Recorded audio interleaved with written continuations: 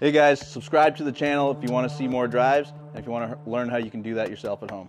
Well, that'd be impressive. If somebody, if you can make the line go where you'd never see another part of the line, you know you're hitting it pretty straight. Go over to the numbers here, Mike. 133 club, 202 ball. Yeah, and long and straight. We want to tackle both, not just one. That's right, I'm here with the longest driver in the world, the longest lefty in the world. And when you're talking about something that so many people do, which is swing a golf club, and everybody who has ever swung a golf club wants to do it fast, but there can be only one. There can be only one fastest. So let's get into some numbers. Sure. Dan, longest ever drive of your life? 479 yards. So that is the world's longest lefty drive. I Is it in the Guinness World?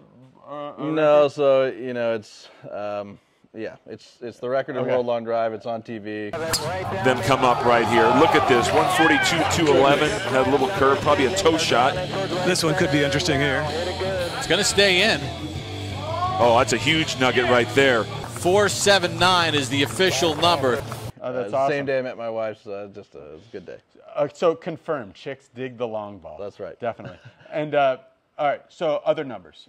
Fastest club head speed ever. Fastest club speed is 150, which was live on the Golf Channel the first time that I got there, and then 221 miles per hour in training prior to 2017 when I got on the Final 8 telecast that year. Ball speed 221 ball speed. Yep. Wow. What year was that? It was 2017. Oh, okay, so you were like the last year they were broadcasting it? Yeah, right. Yeah, before exactly. they went off, and now maybe they'll be back. Golf score-wise, like, are you like really just a long driver only, or do you are a golfer as well? Good question. Yeah. So my lowest score is 62, which I've done 3 different times in 3 different countries. That's good for 9 holes. So yeah, it is. 18 holes. Yeah. Yeah, exactly. So I'm a golf professional from Canada, and you know, played the game first. They actually convinced me to go try a long drive. Went out there, bought the guy's driver, qualified. Yeah. Here I am now, 12 years later. There's this meme where they go around asking hockey players, if you weren't a hockey player, what would you like to do? Every single guy goes, PGA Tour, live, PGA Tour, PGA Tour, pro golfer. Were you a hockey player first? I was. Oh, okay, okay. Yeah. What do you think is the correlation between so many, you know, Jamie Sadlowski, obviously famous conversion. Sure. And there's a lot of hockey players that have had success with golf.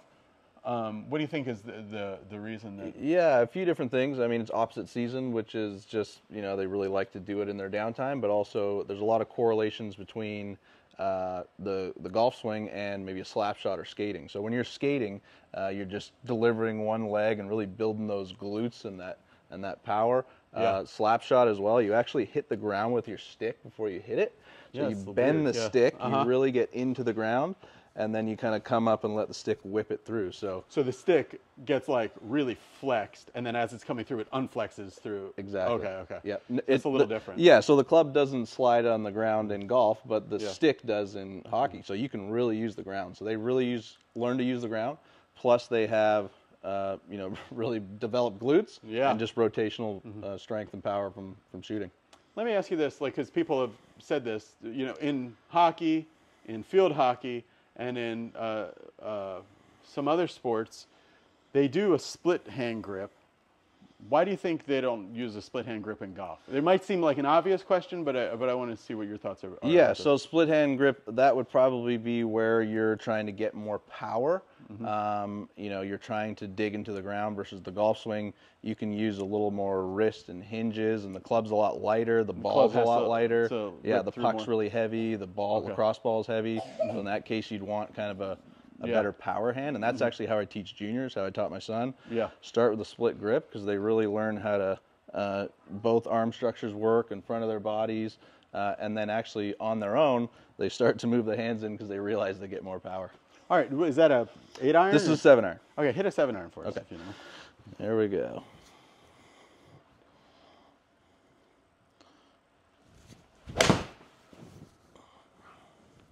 Holy mackerel. I don't know how to read this. Okay, 220 yard. Yep, so 220 total. The things that I like to see, though, Gosh, that was straight as heck. Yeah, I want it. That's right. I want to hit it long, and I want to hit it straight, too. So the club path and club face are 0.4 apart, and that's how it's going to go straight for you. that's kind of learning how to use the upper body and lower body together. You can control the face a lot better. Yeah. And you can also develop a little bit more speed by stretching the system out. Okay, so that's what we're going to talk about today. Dan has this golf swing philosophy called like the sling swing or something like that, where he thinks that maybe people have the wrong idea of, you know, when they're thinking about muscling the ball and the muscles hitting the ball, he thinks it may be a little different. So give me some idea of where you really think golfers can start to recruit more speed from their body. Sure, absolutely. So it starts from the core and how to connect the upper body and lower body. There actually is an all-encompassing sling system throughout our body. It's fascial tissue that connects all the different muscle segments. So that's like what encases all the muscles That's right. together? Okay. Yeah. So I'm just specifically going to focus on what happens upper body and lower body, Yeah. and then kind of the oblique slings. So they work right below the belt, up here, both sides, and then they're also on your back on both sides. So it's like an X that wraps around you here. Yeah. And you're not talking like an energy system. Like if there was a cadaver, you could actually see this. Yeah, you can see the fascial tissue it's like I say, it's all encompassing. This is just a small segment of it. But what I like to focus on, because then I can cater my workouts and how I swing based on this. So whenever I'm loading the body on the backswing, I'm trying to make sure that I load all 4 of those slings. So something could happen where maybe I stand up and kind of start arching the back. Well, now I've got like a pinch sling back here. This one's not engaged, and so we're kind of lost already. So it all starts with the core right here. So I gave you a little exercise earlier. We'll just do that again. So Sure. Put your elbows down like this in kind of a posture, and now pull down with your elbows for me in a golf posture. There you go. So that's basically how you would want to engage the core, because it's now ready for rotation. So kind of leave that core in the body there and just start rotating. Oh, like maintaining that crunch. Yeah. Like if you think of Rocky IV when Ivan Drago goes on that machine and he's doing it's kind of like that kind of crunch machine. You're here. Yep. Then you're here, and you're leaving that crunch as you. Yep. So we'll do 2 more things with you. Stand up straight, and all you're doing is you're going to move your upper body without moving your lower body. Okay? Okay, just go to one side and let's see how far you can go. Okay, perfect. Now stop. All right, now go from the beginning again. Okay, do that crunch. Crunch. Yep, and now try to turn again, away from your lower body.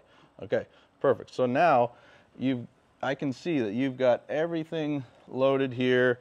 You got right to the same point, and your legs actually didn't move as much, so you actually did stretch more. So this is... Yeah, I can feel it in my left butt coming around here. Well, that's good, yeah, because that left butt is connected to the shoulder. You know, everything's connected on different sides, so they're all loading up together. Now my legs are in control. The core is connected to my upper body, so it's really easy to control the face and just... So you're saying you can't see it, but there's a huge difference in just turning or being engaged and then turning. That's right. Because now you were talking about, let's relate this a little bit to what Nick Dunlap just did. What do you like about his swing? And because if you look, it's like, wow, he's really not taking it back very far. 186 ball speed. Like yeah, crazy. 189 even, yeah. Oh, So, okay. So we had Nick Dunlap, who just won amateur, and the swing, it looks a lot like Rory's, Colin Morikawa's, also like Tony Finau's, so I'll relate all of these. He's rotating his upper body back, and his legs really haven't opened up that much. The hips, Yeah. you know, so he's turning it back right there, and that's kind of his backswing position, is right there. Yeah. So now everything is connected. His legs are still even into the ground. He's connected from that front foot all the way to this wrist through the sling system, because that's actually how far it goes through, you know, the upper body and lower body. But Tony Finau, when he takes it back, how does he get a little bit more power? Okay, he loads it like he normally does, not turning his legs very much. But then you can turn everything from there, where it's still stretched and separated. If you don't do that, you have to turn everything back and then get the separation on the way down, which usually leads to, you know, humping the shaft or the back extension, disconnected flip. Okay, this is kind of like academic. Let's put this into ways that people can put to action right now. So let's talk about normally what people do is they make whatever, they kind of separate it. They make backswing move and then do something to try to then get athletic. Right. What can we do to make this all staying engaged the whole time? Because I think what you're talking about should make more power, but then also we should be able to find center contact more often because we're staying in the shot. Exactly. Okay, so what are some ways that, let's go Yep. through some drills and some So fields. what we're learning to do is to kind of get that separation between our upper body and lower body. Okay. So everybody can do this, it's just to a different level. So you're going to tell me, oh, well, I can't do it like Tony Finau or Dunlap, I don't have that flexibility, right? Yeah. So we're going to just start where we're at. So what we're starting with is chipping here. Yeah. Okay. So all I'm doing is keeping my legs there. My arms stay connected in front of my chest. I'm not throwing the arms back, right? So just a little. So you're feeling like your hands are going like rib to rib. Pretty much. Okay. Yeah, exactly. So I'm Wow, that is so straight. Holy mackerel. Yeah. Well, all I'm doing is turning here, right? So you can see that this face isn't flipping. Yeah. So what's the drill specifically that you're So the doing drill specifically Yeah. is taking the club back without moving our lower body, seeing how far you can go. I don't care if it's just a chip shot. So we're learning for the core to control that separation. So the drill is take it back without moving your lower body. That's right. Once you've moved your lower body, you've gone too far. Well, once you've moved your lower body, you know it's time to go the other way. Okay, so we're getting into it. We're doing our Drago crunch here. Yep. That look okay? Beautiful. Okay, all right. Perfect. Oh, so when That's okay. Fat one more into time. the ground Now, every time I do that. he was filming a workout video earlier. He didn't tell you Yeah. his hamstrings are dead. The reason I'm in these bummy clothes is because we did a 2.5-hour speed session with Barry Henson. Then we did a 2.5-hour long workout with Barry and Anthony.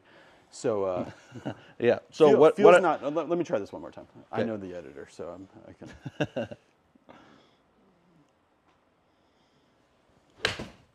There we go. Good. Good. Okay. Did it look like I successfully kept my lower body quiet enough to do this drill? Yeah. Okay. Good. Yep. So you started to get the separation, and then at that point you're already separated. The legs lead the way. You just get kind of that extra stretch. Okay. So when you were hitting it fat, your legs weren't taking you. Okay. taking you So through. I was going back and then going down with the arms Yes, rather than everything has to go through once you stretch it. That's the point of stretching it. going back. Yes. Okay, I got you. Yes. Okay, that is totally powerful. different. Okay. So- Yeah, it is. Yeah, Yeah. because that was just chippy. So And- yeah, chippy 127. So I mean, that's Yeah. what I do when I play in the wind. If I'm struggling with my body, struggling with my swing, I'll just back it down to punch shots. So you're like and stretching the system and then bringing it That's all right, together. exactly. Okay. Yep. What's the next step? So the next step is then learning to expand the stretch. So you stretch as far as you can without moving the legs. Once the system is fully stretched, the legs can move a little bit, and then that's when you know it's time to go the other way again. Oh, okay. Let's see that. Okay? So we're going to go a little bit longer on this one. Stretch.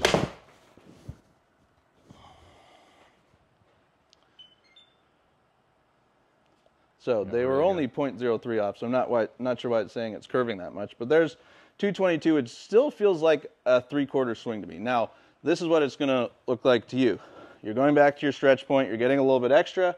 You know it's now time to go the other way, and you are going as far the other way as you can. So you're still making a full follow through. Okay, okay. So this one, I like that idea of the stretch point. So this one, we're taking it to the stretch point without moving our legs much, right? Yep. Stretch point. Then we take it more and then bring all that whole package together. Yep. Okay. So stretch point, more, and then all together, right? Yep. Yep. Keep the core connected the whole time. Okay, so we're doing our Drago crunch. Yep.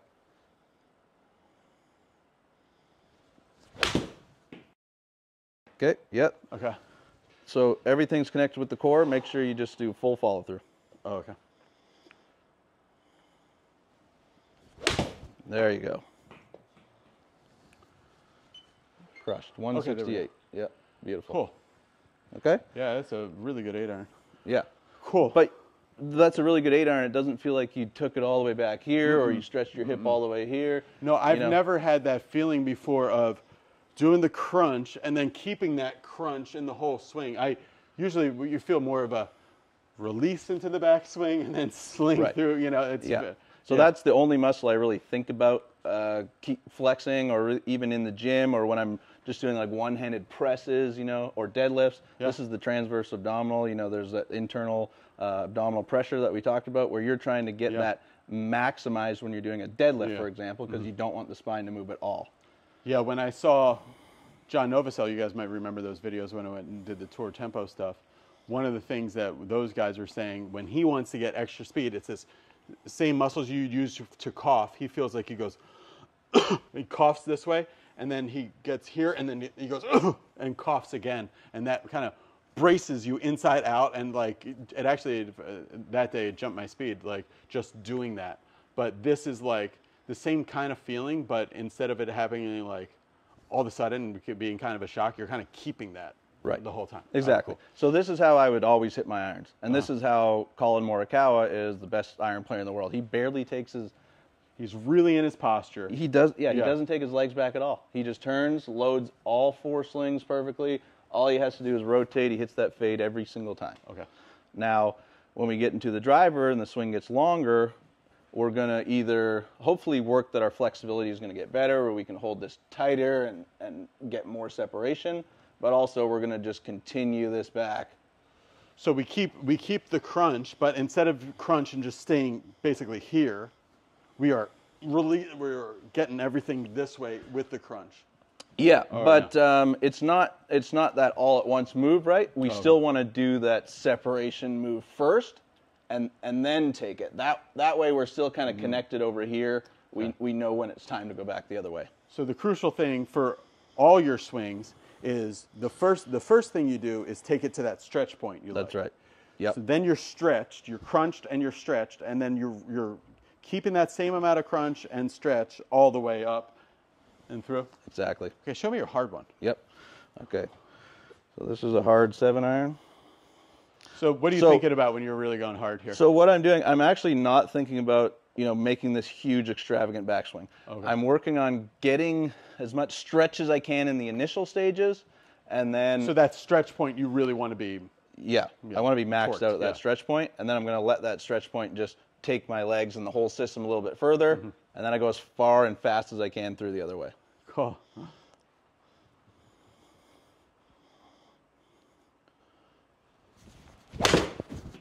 So I pulled that one, but that was hit hard. The pulls go far. Yeah, 241 on a 7-iron. That is really good. 109. 155.9 ball speed. 156 ball speed. Wow, that's fast. So the club path is still good. That means that I was still rotating well. But when I'm trying to go through really fast, I have a tendency to, the arms will go first or it'll flip. So in that case, I just need to speed up the rest of my body. I don't like to think about what is going too fast and slowing it down. I want to speed up the rest to match the speed that I got. Now, do you like a fast backswing to then recruit more into the handle for the transition, or not really? So if you're taking the club back and you want to get that really good stretch, you are going to need some kind of speed and momentum to it, kind of like you're doing the lawnmower. Yeah. But if you're just hitting a chip or even a putt, I mean, this is all connected there, and the only thing that's moving is like the shoulders and the T-spine. That's how Xander Schauffele does it, So, not that putting's my expertise, but that's awesome. Okay.